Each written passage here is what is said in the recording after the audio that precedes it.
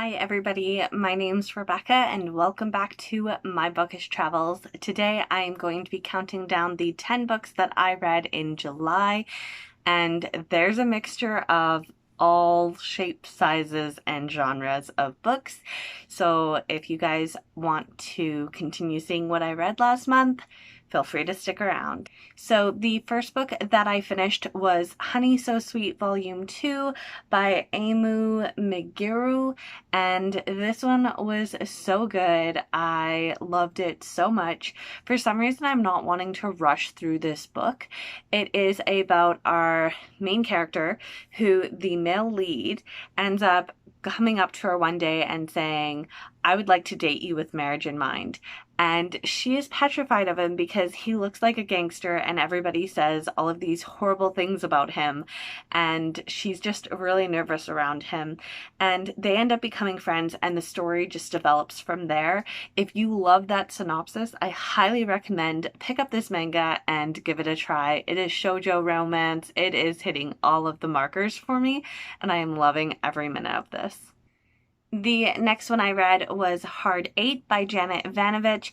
This is the 8th book in the Stephanie Plum series, and this one was just absolutely wild. There were so many twists and turns. I didn't even know what direction the story was going in half the time, and I loved it so much.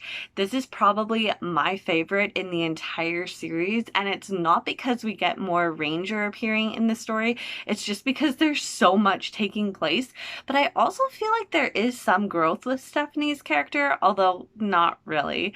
So if you guys have not heard of the Stephanie Plum series, it's about our main character named Stephanie who loses her job as a lingerie buyer and her car gets repossessed and she needs cash. So she starts working for her crazy cousin Vinny, who owns a bail bonds office, and becomes a bounty hunter.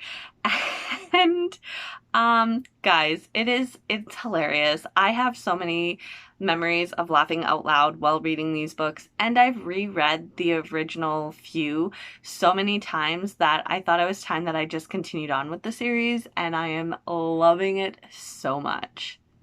The next one was Gutter Child, and this one is a dystopian of sorts. It is about our main character who ends up being told that she is part of the Gutter Child system, which she has no idea about because her mother who adopted her didn't really tell her a lot about it. Basically, the gutter system is that they have to work off their debt in order to become free, and normally that takes place in like 40 years unless they're inheriting their parents' debt and have to work that off.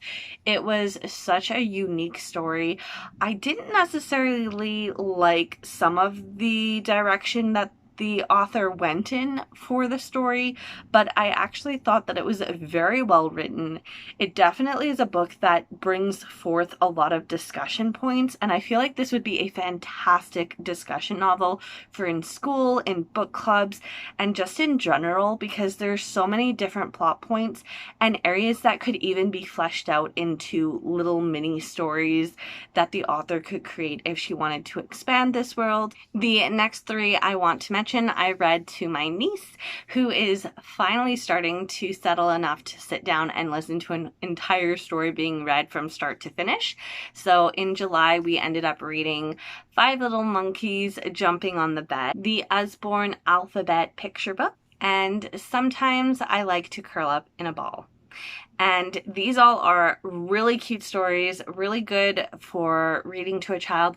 This one is very adorable. So if you are looking for an adorable story that gives you an awe moment at the end, but also is really great for reading with kids, then I highly recommend go and find a copy of this and read it. It is so beautifully cute and sweet and lovely, and I think this might have been my niece's favorite because when we finished reading it, she wanted to read it to me.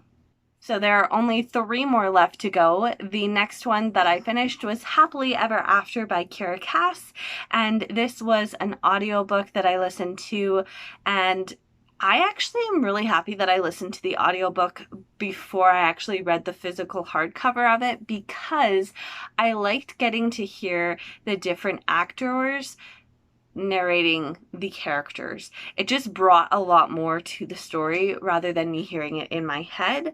I got to kind of hear it physically being spoken to me, and I really enjoyed that. I think it actually deepened my feelings for the story, but I also really like the direction that the story went in for the characters, and also how the author was very honest with her emotions and how she was writing the stories as well as presenting the stories themselves. It was just really well done, and I think it was done in such a respectful way that I don't think that this was just a money grab publication. This was definitely something that I'm glad the author said, I need to write these, it's gonna happen. Next was Habits for Happiness at Work by Dr. Tim Sharp, or Dr. Happy as he always introduces himself. This one was really good. It took me a while to get through, and I think it's because when you're listening to something that is connected to work, you kind of have to be in the right mindset for it. And I think that this one presented some amazing things to kind of focus on, or even to take that information and be like, right now I can't process this and figure out how to make it work for me, but it doesn't mean that I'm not going to go back and listen and be able to fit it in at a later point in time. I definitely think that Dr. Tim Sharp's narrations on Audible for the Habits books that he produces are very high quality and very good listens. At least for myself, I find that they're definitely helpful to listen to, as well as taking things away and putting it into a practical sense. This one, if you are struggling with work, or if you just want to bring that next level of yourself to work, and you also want to have good habits of happiness at work, this is definitely one that you should listen to. And finally, I have Cowboy Bikers #1, and this one was such a shift in the MC novels that I am used to reading, and I'm really glad that I did. This one is one that was not a short read at all, although it's less than 150 pages or less than 200 pages. I think it didn't feel short. It felt like it was the right amount for the story, and it's the first time I've read one dealing with an MC gang that is completely different to what you normally are used to. Yes, it has your typical MC things, but it's dealing with cowboys and cattle. It literally just mashed two things that I enjoy reading, which are cowboy novels, Western novels, and MC novels. Like, I did not know that I needed this, and I guess I did. So I really enjoyed it. It follows our main character who, in the start of the story, has gone to their campground, their base, and is dealing with helping a cattle give birth. And then she goes to leave, and you also find out that when she goes to leave, that her father and brother have died in an accident, and none of the bikers knew this information until then, and they decide, hey, something went down in our area, we didn't know about it, we need to find out what happened. And also, I kind of like this girl, so I'm going to go and try to talk to her more, get more information, and possibly get a date out of her. It was so well done. I loved all of the characters. Wait, that's a lie. There were two characters that I didn't like. One for the majority of the story, and the other when I actually met them. Did not like them at all. At all. But pretty much all of the characters, like our main characters, I'm loving, and I cannot wait to hear all of their stories and see where this author continues on the path of these characters' lives.